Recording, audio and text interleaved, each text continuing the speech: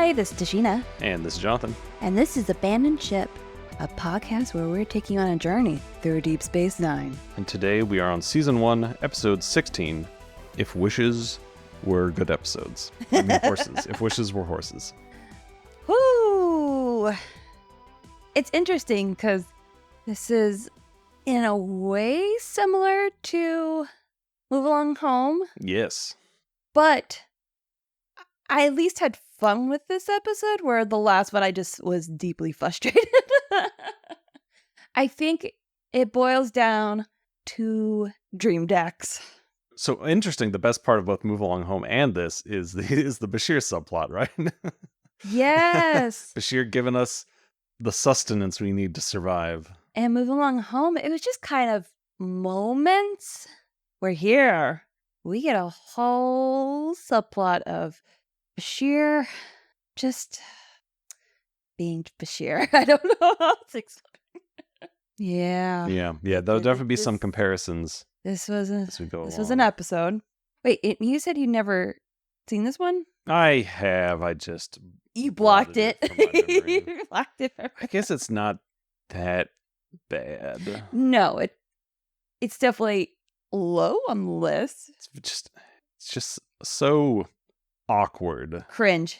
Yeah, just everything's awkward. Cringe. A lot of the line deliveries, a lot of the staging, a lot of the everything. Also, just awkward. I feel like even if I don't understand what they're saying with the technobabble and explaining, I usually get a sense of like, okay, what's the stakes? What's happening?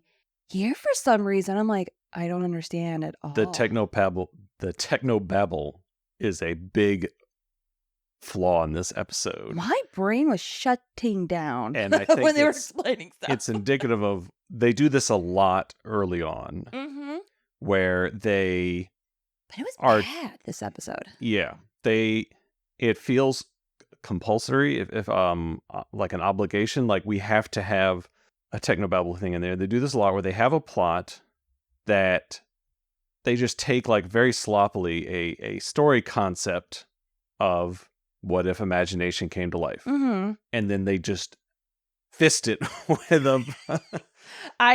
pretty much with some sort of technobabble thing.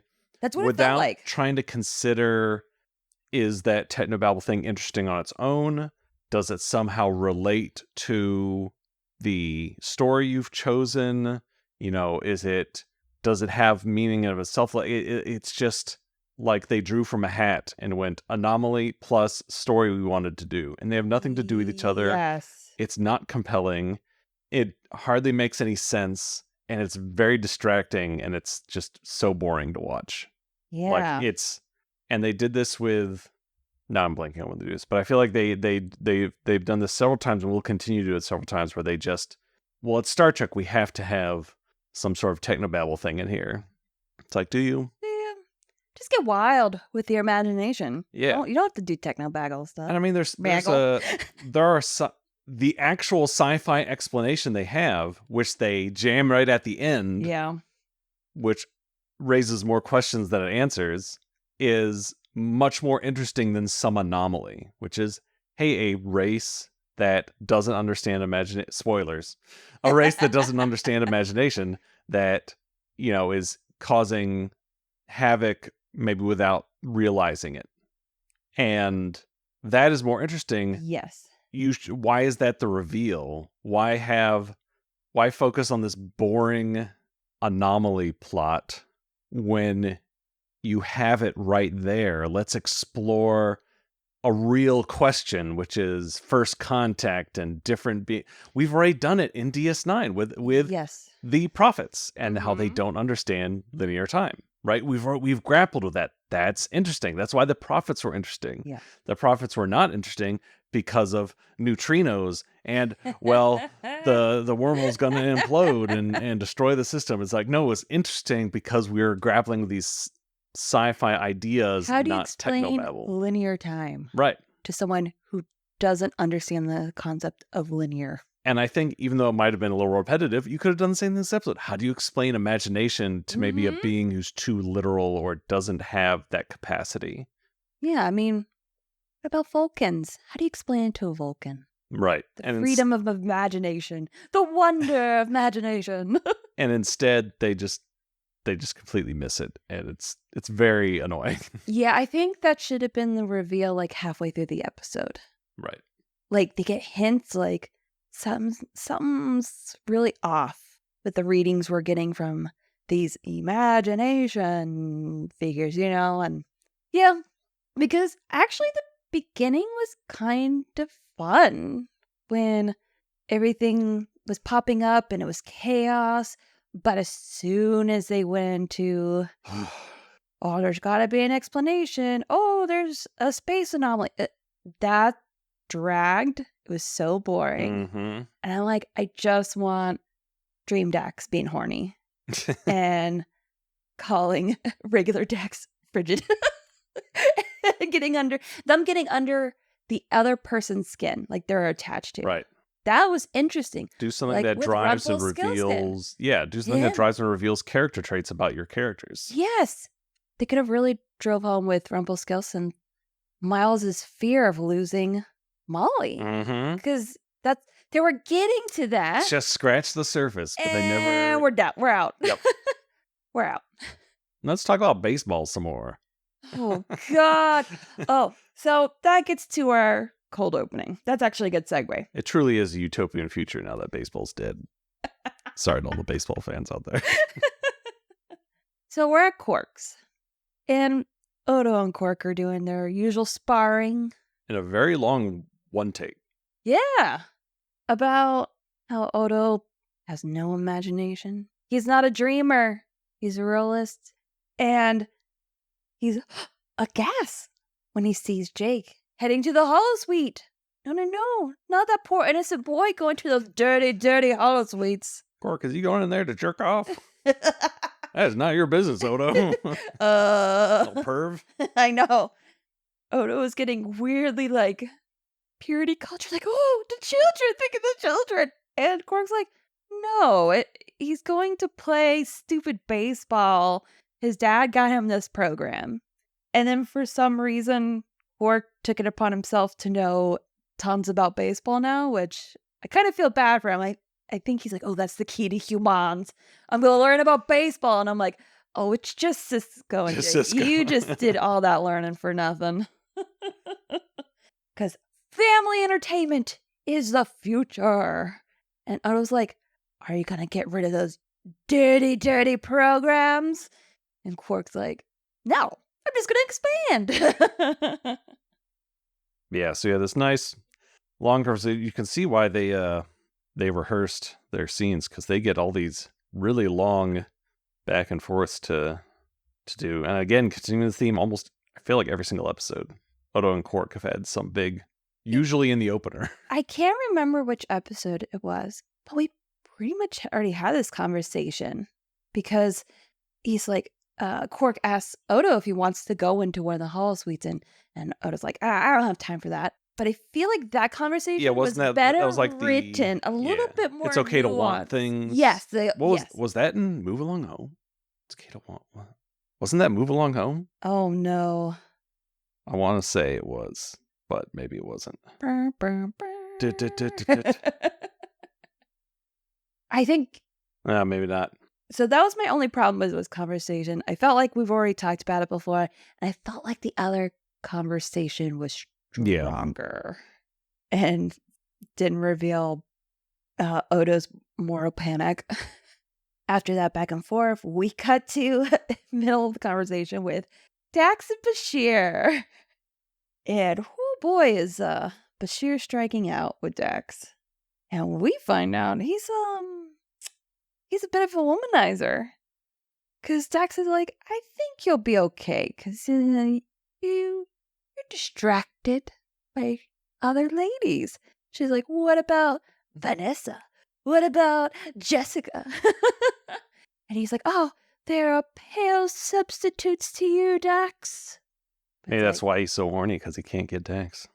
I guess so. And apparently he's just moving his way through the station. And then we get a line that pretty much Dax tells Bashir to go take a shower. Literally. And Bashir's Try like, a high-pitched sonic shower. It'll make you feel better. No, it won't. I've already tried it. So he tells him to go fuck himself. He's like, I've already done that. Why high-pitched? Is that the sound? Is that the tingling sensation? Is that the...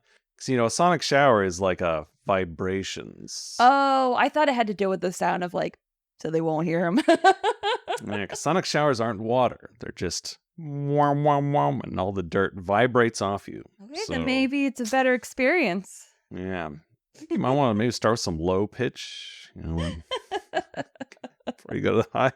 But it's interesting because between this and Odo and Work's conversation, it's like, wow, this cold opening is kind of horny. Very horny. So Dex leaves poor bothered Bashir behind and goes to Ops, where we get our first unusual energy readings, and that's all.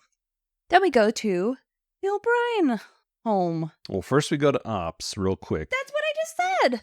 What? I said she goes to Ops, and they just say unusual energy readings. Oh, sorry. I was imagining Dex. No. Was there anything more you wanted to Nope. add? I learned. Okay. Focus. Listen. Huh? So we're in O'Brien home quarters. I don't know. Miles is reading Rumpelstiltskin to Molly. Oh, it's super cute. Oh my goodness. And she's itty bitty. Mm-hmm. She's so tiny. And they keep that actress for the rest of the show.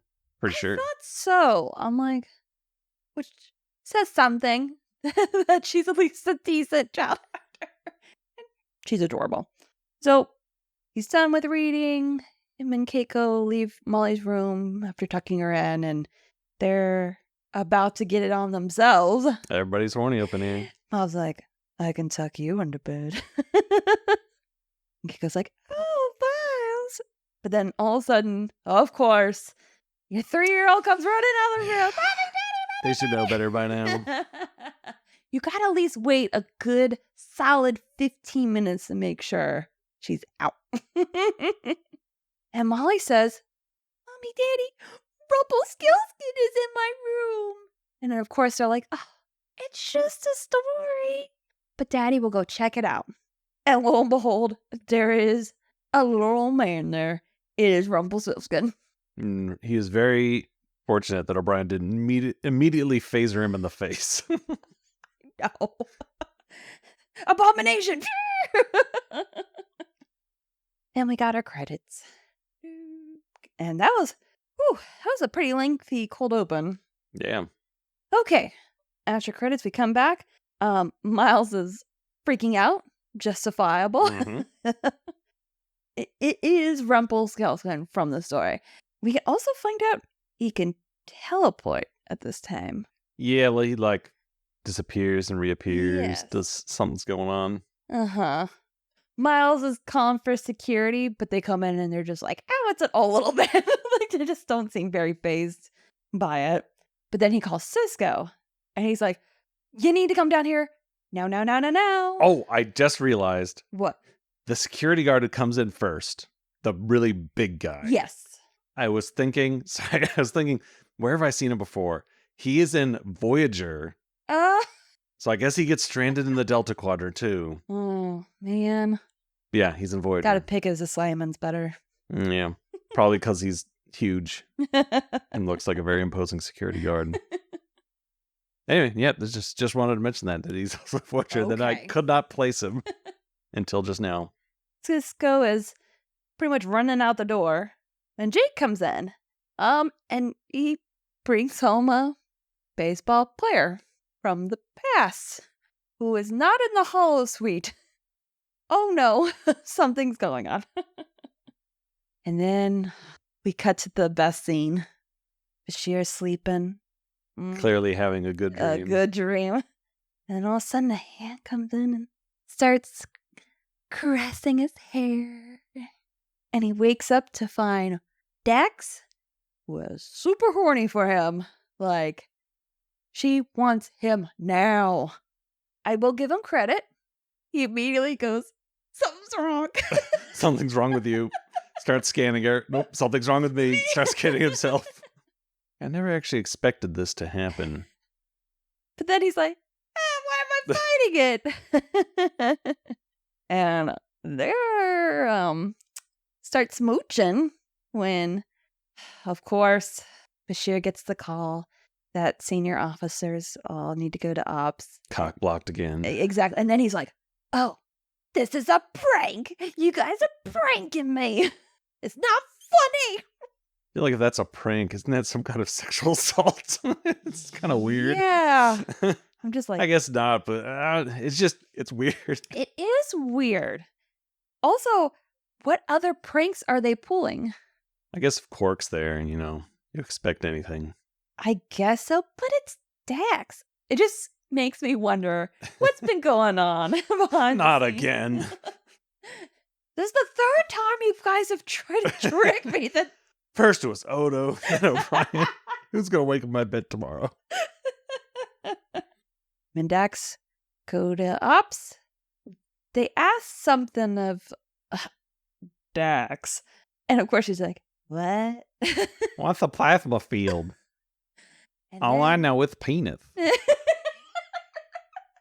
the elevator comes up and the real Dax comes out and she goes, you might want to ask me. Dun, dun, dun. What's going on? Getting to the stage where they're trying to figure out shit. I didn't get a lot of what they were saying. All I got was the baseball hologram is real. They're all real, yeah. Yes. But especially for the hologram itself, I can see why they're like, oh, she can go through him. I don't know, because he's like, I felt hunger. And Kira's like, hunger? You're a hologram. They have a weird focus on the hologram specifically. Yes. Like they keep going, a hologram can't do this. Well, how do I remember all this stuff? Oh, because I programmed it into you. But so there's this weird focus on, these things because I programmed them. But then how do you explain Rumpelstiltskin and Jadzia? They weren't holograms. But they focus on it a lot. They keep talking about, you're a hologram. I programmed this into you. Why is a hologram to life? Why is a hologram to life? I remember playing with them and then suddenly I was hungry. Like the hologram literally became alive. Yes. But that isn't what this is. Exactly. The hologram didn't become alive. This is a separate entity. The hologram still exists. Mm-hmm. Right? Mm-hmm. So it's a weird focus on the hologram bit, which would have only worked if he was the only one there or if they all had come out of holograms. So that was the other. It was really distracting that they kept focusing on this, again, hologram technobabble now about programming them and yada, yada, yada, when we already know that that's not it. Yes. Because of these other characters existing. Exactly. So that was another weird thing that they focused on for no reason. And it was just odd. It confused the parameters of what was going on in the episode.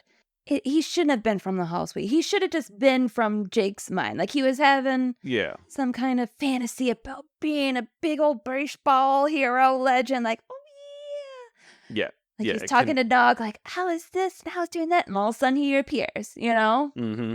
Like they should have had similar entrance points. Because it's supposed to be some kind of attachment. But the thing is, he came with Jake. But our hologram actually becomes attached to Cisco Sr. Yeah, he does interact with Cisco more. He does have one scene with Jake, and then I guess he gives up on Jake and then goes bother Cisco. Yeah. But it seems like because he's a hologram. So I feel like he's able to do that, where the other two are manifestations of that person's imagination. But because he's a hologram, it's mixed because he was. Well, that's the other weird thing is he now has past memories of himself when he was actually a hologram. Like you said, it confuses, it muddles the narrative. Yes. And just distracts you from what's actually important because none of it matters. Oh, none of it. The fact that he's a hologram is completely irrelevant to the story, to the technobabble that they do decide to go down, like it doesn't matter to anything, and it just makes the whole thing annoying. Yeah, because as soon as you find out at the end what's really going on, it's like, why did we go through all that? Yep. It's just like, oh, but I'm real to you, Cisco. Like, okay, we could have gotten that from, it just came out of his imagination. Yeah. Yeah, I don't know. It is a nitpick, but it's, I think, one that reveals how messy this episode is in its narrative logic. Unfocused. They Yes. couldn't decide What they if wanted. they wanted a technobabble figure out the problem episode, or a exploration first contact episode, or a Things get drama kooky. or a kooky episode, or a kidnapping sacrificing your family Your episode, firstborn. or Yeah. just a heartfelt tribute to baseball. Which, have a- you they can leave keep going that back out. to I that, don't too. need that. Sorry, Jeez. Cisco. I don't need some loving tribute to baseball. So yes, it just makes it very confusing when they're trying to figure out. Because Bashir is kind of in work mode, he rejects Horny Dax and she disappears. She just leaves. Probably because real Dax is in the room and they already had one scene where it looked terrible of her crossing behind Yeah, don't her. want to pay for that split screen anymore. Like, it's too expensive. We gotta save it for the one other scene we have with them. All right, so Odo calls in. Apparently it's snowing on the promenade. Yeah, gotta cut back to Odo every 5 minutes to 'Cause see whatever they he's doing. Cut back real quick to Ops. They talk just a little bit, then it cuts back to Odo again. No more snow. Now it's these Now there's animals, these bird animals. Well, yeah, wait. Learning about- What'd they call it? I don't know. Gunji jackdaw. It's like it's an emu. Yes. Oh my god, it's even in the transcript. Looks more like an emu to me. Yeah, so apparently they paid to have 2 emus on set for a day, and they were going to get their money's worth shooting these emus. You see them running in the background of scenes in the Every 5 promenade. minutes, cut to Odo herding some emus around. It's like, okay. Cool. So he heads to Quark's, and you could tell, like, it's a bit chaotic up in here. And then Odo, for some reason, bangs his cup gavel and goes, "Everybody stop using their imagination." To which everyone rightly laughs at him for. Yes, even though that is what's going on, the way it was delivered was so dumb. Yes, just send them to quarters. But no, we want the chaos. It's like, but that's not what they would do. They would Send Send everyone to everyone to quarters. quarters. And then Quark comes down with 2 sexy ladies. Ooh la la. And he's like, "Odo Pecan, you and your no imagination." Beep, beep, beep, beep, beep. We start to see Star Trek, the costume designer's obsession with side boob. This will come in a lot throughout Deep Space Nine. Yeah, They love their And side a boob. lot of back. Yes. It does look some kind of weird bikini top. It's like, were they trying to do another Slave Leia type thing? That definitely seems the inspiration when they go into like sexy trollop outfits. And they use the word trollop. Yeah, I know. That's why I used it. Because yes, Odo uses the word trollop later on. We'll get to that. Well, Quark is just in heaven with his 2 ladies. He's failed to realize that all the people are winning at Dabo because in their imagination, they're winners. And he's losing all of his money. At that point, he should be like, we're closed. Yeah. Odo, send these people to quarters. Yes.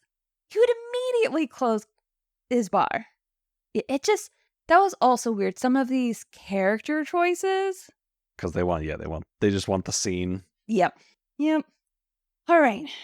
We go to the infirmary where Dax and Bashir are figuring Actually, it's things the out. laboratory. Okay. I don't know. Dax and Bashir are saying words I don't understand. They're trying to figure things out.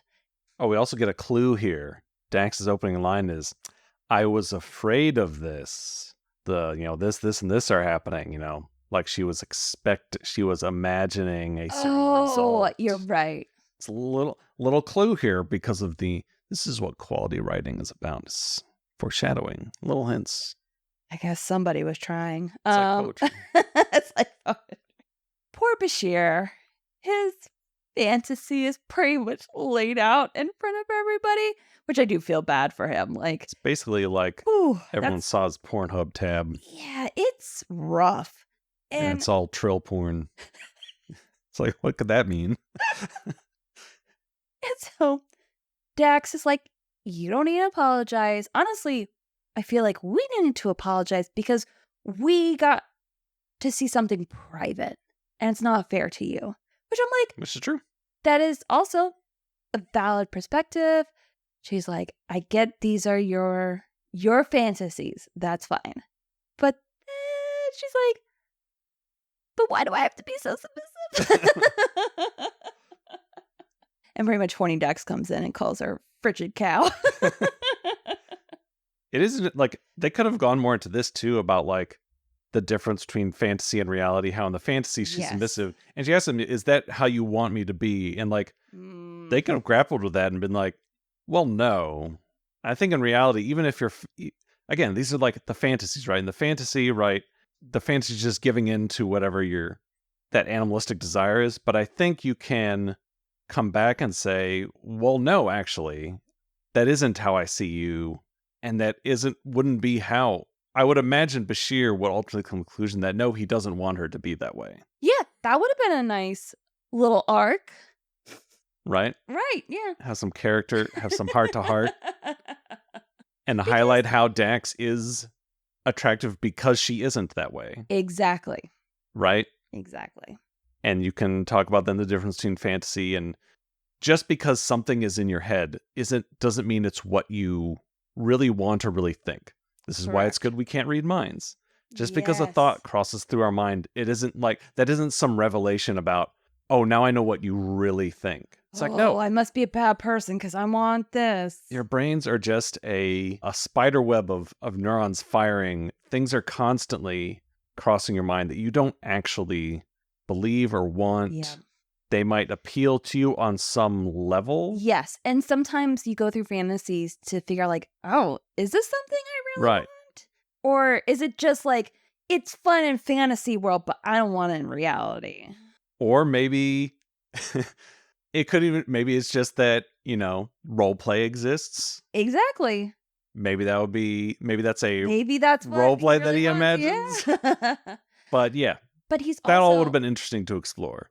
And she does mention a couple of times he's young. She even says in that cold open, Bashir is in his 20s. Like he's a 20-something man.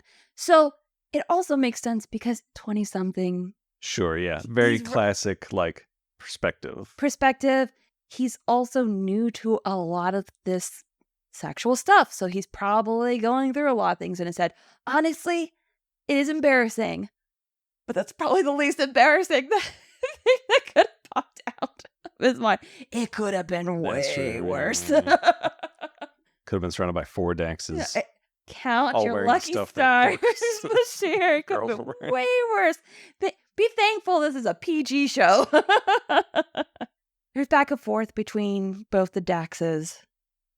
I'm trying to see where we're at. And then this is where they sort of like the computer starts beeping, so they get a exit out from that conversation. This is where they find this event that happened hundreds of years ago that was similar, and this starts off the technobabble. God forbid we have an interesting conversation. Nope, got to talk about subspace anomalies. And this starts a little ticking clock thing where it's like, oh, it's going to destroy the system, and the only way to do it also risks destroying the system. Bad space thing happening. That's what I got. Imagine if this is Bajor's end. If Bajor gets destroyed because of Rumpelstiltskin.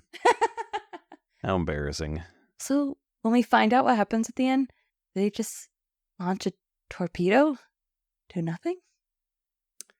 I mean, I don't know. I mean, the things they were conjuring showed up as real while they were there. It's not like from an outside observer they're firing it into nothing, right? It's not a perception True, issue. it is. They are bending reality, right? Because there's I effect assume. on their station. I guess. Keeps which I'm not sure. Oh my god. Think of it more as the reality stone. Oh my god. Like it's not No, these aren't Jonathan, illusions. It's better to think of them not as illusions, but as just it's like Q. It's like Q. It's just they're just changing reality. Gotcha. So we're in ops, and I guess they're just the bad space thing. We're gonna launch a probe to figure out what's going on. And this is when gotta shoot our thing into the space vagina. It's very much that. This is a very horny episode. Yep. And then they shoot some more later. And it explodes. Sorry, Mom. So this is where Rumpelstiltskin starts getting under... Say that 5 times fast. No, I won't. Starts getting under Miles' skin. And he's like, you're scared of me. We start getting a glimpse into why Miles is scared. Because it sounds like he's read this story multiple times to Molly.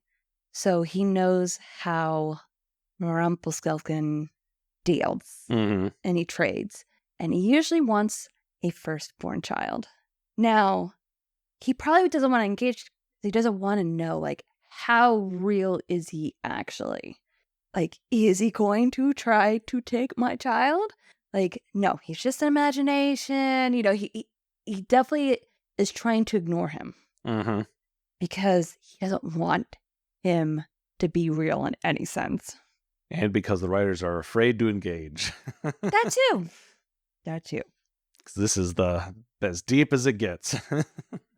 Dax says our rift is getting bigger. And bigger. It's climaxing. Stop. Your mom is gonna hate this. Okay. Sorry, Mom. Yeah, so they shoot the probe. Benjamin, it's getting larger. That's a quote. Okay, we gotta move on. All right. Then If you like taking a few balls, that's also a line. It's right after it's getting larger. Good grief. The baseball player and Cisco just starts shooting the shit. I don't know. He's like, I appreciate you, Cisco, because you treat me like I exist. Something like that. Yeah, and then they talk about baseball and throw some stats around. Oh, baseball. That's probably why I don't know, because they start talking about baseball. Oh, I'm pretty sure he's made up. He's made up. Because he is from when baseball died. He played in like the last World Series where there were 300 people in the stands. Okay, so he's like a big time baseball player, but from the future. Yeah. From our would be our future. Okay. Yeah. And see, it's interesting also seeing how nowadays how many forms of entertainment and have fallen off over the years. Nothing ever truly dies. I mean, like, so that's the only thing where I feel like they had this idea of like, hey, what if it's the future? What if the most popular sport now isn't even played in the future? Which is an interesting idea, but I think nowadays, because information is so easy to spread, many of these old customs do end up finding niches where they persist. Nothing ever truly drops off the face of the earth. Movies didn't kill theater. It goes from its heyday, it has a slump, and then it comes back as like a high art, right? And I think baseball will be the same. Baseball definitely, it has probably dropped off it is no longer the common man sport, but I could see it coming back as like a niche thing. I don't really have anything to say here except that I imagine that's probably more how it would happen is you don't just stop doing something. Yes. In the modern age. Well, because you have access to all these things. Everyone's looking for a niche. There are so many people who do niche things and resurrect old practices so that they can do YouTube channels on it. But pretty much their society collapsed, right? They were like... Did World War III kill baseball? That's what I'm wondering is, I would agree, like, things, yeah, they have their ups and downs. You always have your niche audience. I just don't know how, like, society pretty much collapsing, like, after that, after they kind of build up again, and now they're in this place, I guess it could be all over the place, like, what comes back, what doesn't. Yeah. But I don't know, we don't get any explanation. I think that was the only way, like, baseball would probably be interesting to me in this series if they went into that. It died out, then everything collapsed, but then recently there's been, like, an interest in Yeah, take it more baseball. from a higher level of like how cultural practices ebb and flow and get resurrected. Yes. Instead of That could be getting interesting. in the weeds about stats and pitching right and left and I stuff like zone out. that. Oh my gosh. If there is anything important in this conversation, I'm sorry. I didn't catch it. And again, going back to the pilot, which does a lot of what this episode is trying to do, but better, they do talk about baseball in the pilot when they're trying to explain. Yes. And that does make That baseball makes seem sense. interesting. That makes sense. Because that helps them explain Right. chance and games and Yeah. why that is important. Forget stats and all Yeah. this other nonsense about all this stuff where you're getting too in the weeds. Let's go to the core. What makes a Yes. sport exciting? Why do people watch Why do it? people care? Yeah. When you describe it that way, it's like, oh yeah, that is appealing. Mm-hmm. And this just doesn't do in for trying to be some sort of like love letter to baseball. It kind of falls on its face when we've already had a better one. Exactly. So after this conversation, our three imagination characters have a little powwow. Have a little Secret get imaginary friend together. powwow. And of course, it's like secret talking. You just know that there's some kind of plan. Like, they're not just imagination. They're not just random characters pulled out of people's heads. Like, there's something else going on here, is what's implied. Which again muddles the whole narrative. Again, this feels like they were just trying to add some tension. So they had them all talk, Secret. have them be really vague and be like, oh, there's something more going on here. But it sounds like it could be nefarious, like Why they're would up to something. Why would he dream up a sexy girl and then he doesn't want me? I was created to fuck. I'm gonna fuck. Why is no one fucking yet? I don't get it. I thought that was funny. She's like, I don't understand. Which, from an alien, that makes sense. That's interesting. Like, I am like the embodiment of his fantasy. Why does he keep pushing me away? But it also makes it really it makes none of their behaviors make sense. It makes Rumpelstiltskin's behavior maybe not make sense. Because so the scene is like, okay, they're up to something. Yes. Is it nefarious or is it innocent? If it's innocent, which we find out I guess it is, Rumpelstiltskin's behavior is really weird because he keeps threatening his firstborn child. Is he compelled to do this because that's the parameters of his imagination? I think that's part of it. I think because they're studying them, I'm wondering from his perspective, he's saying, okay, at what point will he give up his kid? Like, because he says, you're going to let thousands of people die over your child. So I don't think he would actually like take her and abscond with her, but just see if he can get him to the point where But he they would see, do that. like he says, why would mine? So that's the other thing. They talk about mine. They talk about the Yes. person they're attached to, which the baseball player seems to imply is attached to Cisco, but we know he was appeared with Jake. And So even now bothers back to that. Jake after this. Yeah. Why would mine create a door that could terrify him? Like, he almost seems like he doesn't understand why he's terrifying him. Yeah. Or that they have a I guess he's like, I'll just go about with it. No, it's confusing about like, are they now their own entities? Or are they bound by the parameters of their imagination, imaginary character? the writer doesn't know because at the end they're like, oh, why can we get to know more about you guys? And they're Nope. like, nope, bye. See ya. Peace. That would be too hard to write. And that's- look at the time. I devoted too much time to the subspace anomaly, and we can't go into any of this. That's what it feels like, is that the writers didn't even really completely have a grasp of what they're able to do. Because apparently, they could teleport people because he teleports Molly and Keiko into Ops. Yep. Because at first it's like when he's doing it himself, like, oh, that could be part of the imagination. But once he actually teleports somebody else, it's like, okay, that seems like a little bit more than just, this is my imagination. Or were they imaginary? That's yeah, was he going with his imaginary wife and child at the end? Who knows?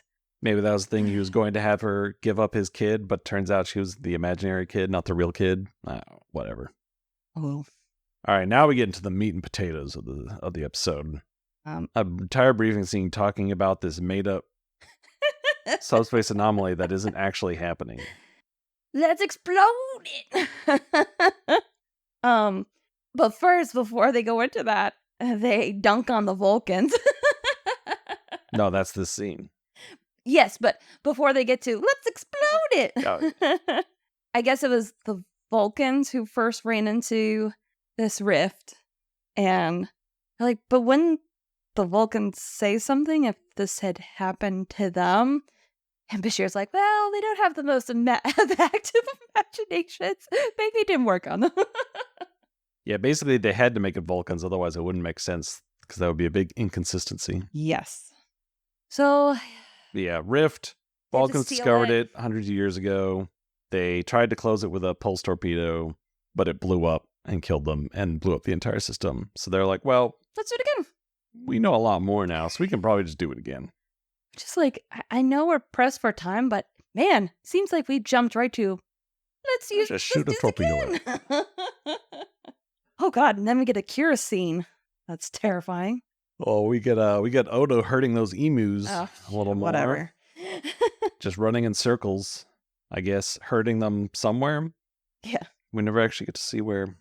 Kira's going to check on some pylons or something. I don't know. Yes, they're going to evacuate the pylons. So she goes down the elevator, and right before the pylons are the big things sticking up and down around the station. Whenever they're talking about upper pylon, lower pylon, that's what is those those big old things. So they're moving everyone out of the edges and into like the core. The core. Oh, so they're actually doing something. Yes. And before Kira could step off the elevator, the whole place is on fire. It explodes. And she sees a man on fire running towards her.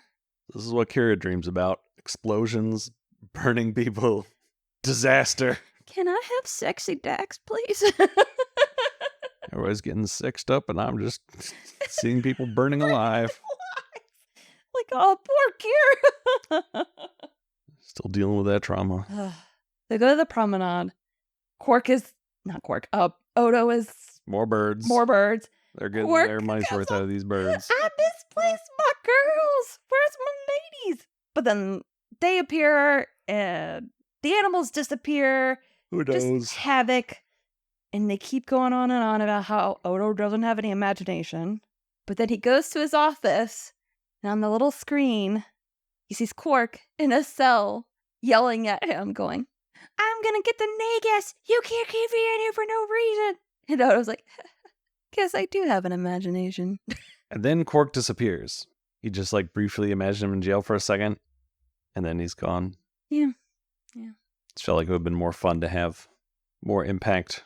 Oh my gosh. It would have been hilarious if Quark in the cell was real and he was imagining Quark out like doing shenanigans. Well, that's the thing, is I think Quark is in the cell. Is that imaginary Quark, like imaginary Dax? Or is Quark teleported there like his family was teleported there? Oh, I thought he was completely imaginary. I didn't even think of that. Quark could have been teleported. I think it was imaginary because he seems to skip straight to a certain, you put me here, you arrested me. So that seems like it's imaginary. Yes. But then he's gone. It just seems so like just throwaway. Yes, it's just, see, Odo does have an imagination. It would have been more fun if Quark was yoinked away from his ladies. Yes, we saw it. Like him, he's like, "What'd you do, Odo?" And Odo's just sitting in his chair going. Anyway, just having just more. Yeah, the baseball player tries to convince Jake to go play ball. For some reason. Jake says no. So he has doesn't. Homework. That's that. That happens. That happens. Okay, then we go to ops, and pretty much the rest of the episode is in It's just ops. the thing's fluctuating. They shoot their torpedoes at it. It explodes. It doesn't work, so it starts getting bigger. Yeah, it's something about it's not a controlled collapse. So it starts hitting the station. Oh no! Comms are down, but now they're back up. Dex, Dream Dax is injured? Dream Dex, gets injured, which I guess can happen. So now, but it's weird because she's like, "Oh, Bashir, don't worry about me." She looks at the baseball player and he almost winks at her, like, "Good job, girl." It's weird. It's like, oh, I guess it's the whole alien thing of trying to figure out I guess. But it's just like, are they just horny and they want some action? It feels like before the reveal they are trying to lay it on some nefarious plan is happening. Yeah, sort of. But it's not. It's so weird. There's just no clear sense why, what could be happening. There's no obvious fake out. It doesn't create any drama really, because you're just okay, I guess there could be something nefarious going on, but it's all just so out of left field. Yep. To borrow the baseball term, that Cisco would be proud of you. Minutes left until the rift picks up and they'll be destroyed. And Rumpelstiltskin's like, Miles, I have all this power. You're not utilizing it. I can help. I can make this go away or whatever. We can make a deal. And that's when Molly and Keiko come in. And Miles is like, no. And you could tell he's starting to get nervous and he's starting to panic. And Rumpelstiltskin's like, her life is worth thousands. And he also says, always wanted a little girl. Something like that. And Cisco cuts in and is like, this is all bullshit. It's all imagination. There's no rift. That is from Dax's mind. Yeah, basically we saw the emissions, but we only figured out this subspace rift theory after all this started happening. So, it's all been imagined. Everybody check again, but believe what you're seeing, and they realize there's nothing there. And yep. Whole lot of nothing. So then they all vanish. Yep, everything disappears. And then I guess Cisco goes to his office, chills out in his chair, and baseball player comes in and literally reveals the whole thing of her aliens trying to figure out humans. Yada, yada, yada. It doesn't matter. You were never actually in any danger. Move along home. And that, to me, especially the ending is very much like Move Along Home, where we don't learn anything. We don't get anywhere. And all these little arcs that we had throughout where we could have learned some character stuff, we don't learn anything because they're all cut short. I feel like a lot was set up where we could have jumped and learned some good stuff about our characters, but they were all kind of at the knees. And because of that, we get another Move Along Home where we don't really get much. Also, small correction, actually, and I was noticing this when we were watching it. Is it that they weren't in any danger, or just that they were not taking the blame for it? Because what he actually says is, was it really necessary to put the whole station in jeopardy? But we didn't, Ben. Okay, so you're like, oh, it was all nothing. It was you. It was your imaginations that created everything. So we were actually in jeopardy, but they're just like, no, it's not our fault. You guys did that. It's like, bitch, only because you made our imaginations real. Also, what does that say about them that came up with the worst possible scenario? But isn't that their job? Is this can't let your imagination run amok. It's like, well, that's their job to imagine the worst case scenario so they can prepare for them. This isn't I don't know. Yeah. This is well, yeah, Yeah. Yeah. That about sums up that's it for me. Yeah. And this was just like, this is what it's reminding me of, is Battle Lines, where we could have delved a little deeper into like the Kira story and some of the stuff with like not being able to trust and not being able to let go of hate and all this kind of thing, and delving a little deeper into the actual meat of the story. But instead we had to waste time with O'Brien and Dax in the runabout doing a bunch of technobabble. Yes. About, we have to trace them through this, and if we make a differential magnetomer, we'll be able to blah, blah, blah, blah, blah, blah, blah. Because they're like, well, it's a Starcher thing. We have to have this stuff. Now, thankfully, later in the show, they realize they don't. They can just focus on what matters. But at this point, just like that episode, you would end up wasting your 40 minutes on the stuff that doesn't matter, and you have to cut short the stuff that actually is good. Yes. And just like here, you could have delved more deeply into... We could have cut just pick a direction. a lot. You either pick the direction of the first contact angle of how do we explain imagination to people. You could have picked a character angle where it's like, what do these things reveal about us, and forcing them to make some decision, just like Move Along Home, force them to make a decision that says something, even if it's all doesn't matter in the end. Like, oh, you were never in danger. They should have had to have made a decision along the way that revealed something. Yes. And we get close, but it's... yes, exactly. And it's cut short because we have to do the big drama station and danger scene. They just don't trust themselves enough to do the right story. They have to waste time. Yes. And it's so frustrating. Because yes, this was a little closer than Move Along Home. Like, I feel like Move Along Home didn't even have setups. Yep. They weren't even trying.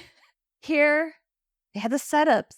But yeah, they did not trust that the audience would care about the characters enough to go, oh, what does this say about them? Let's delve deeper into these characters. I think that's what's frustrating. This was a missed opportunity. What it also felt like to me was this episode...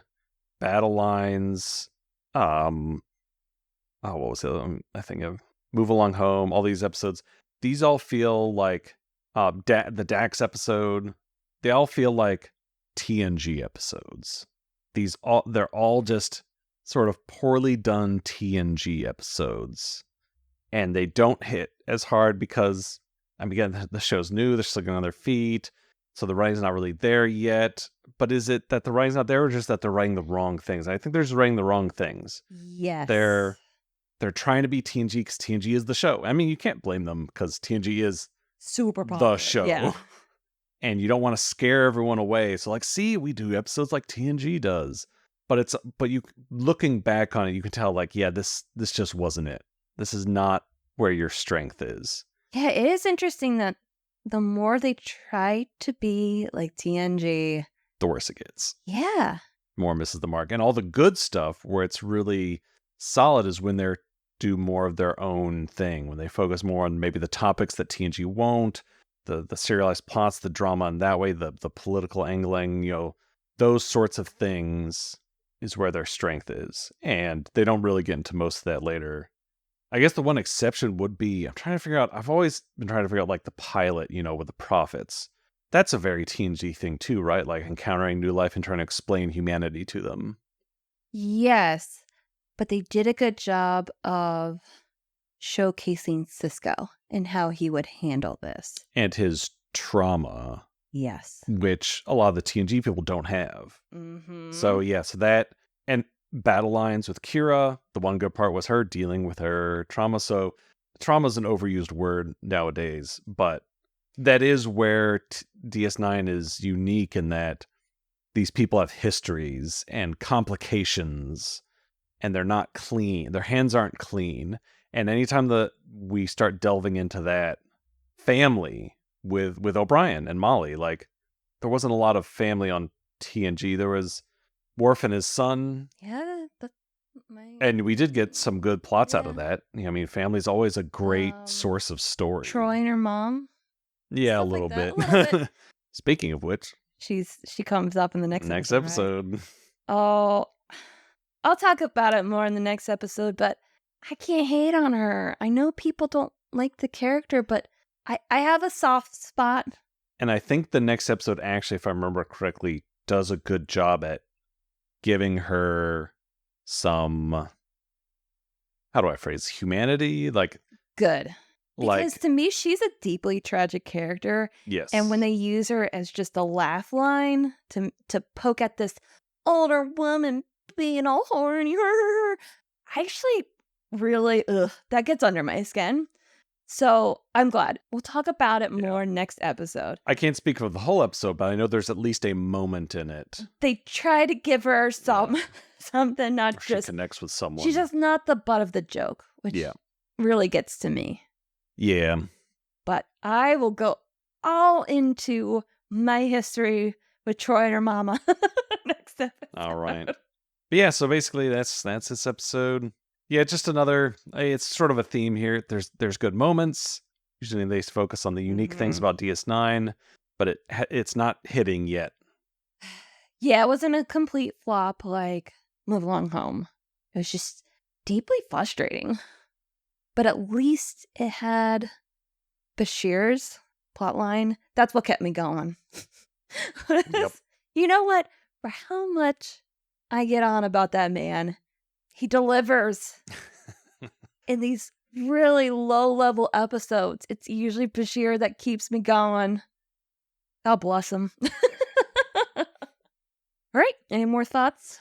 I think that's pretty much it. Yeah, I think we covered it.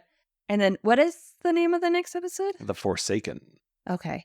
I think I vaguely remember this, but not. I think the episode as a whole is unremarkable, but yes, there's at least a good character moment somewhere in here. Okay. All right. All right. So we will see if we are correct about that. Yeah, week. we will. See you then. Bye. Bye.